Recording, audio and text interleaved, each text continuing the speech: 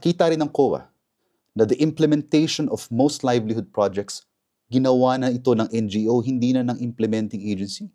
If the implementing agency was supposedly part of the system of the Philippine government, hindi na parte ng sistema ng gobyerno ng Pilipinas.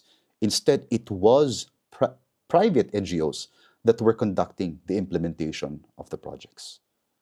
Yung paglilipat din, sabi ng COA, yung paglilipat ng pondo sa mga NGO, wala namang appropriation law, wala ring ordinansa, inililipat lang yung pondo sa kanila.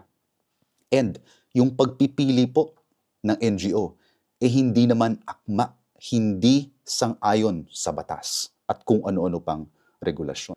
Nakita rin po ng COA that 82 NGOs entrusted with the implementation of 772 projects.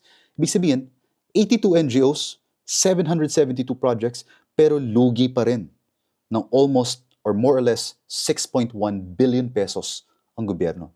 Dahil po, questionable yung proyekto, yung mga dokumento ay peke o questionable, at they failed to liquidate, hindi nila napatunayan yung mga gastos na ginawa raw nila sa mga proyektong ito.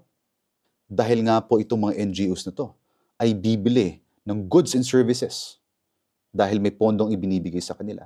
Hindi raw po akma sa procurement law yung mga ginawa nilang aksyon patungkol sa pagbili ng mga gamit o serbisyo.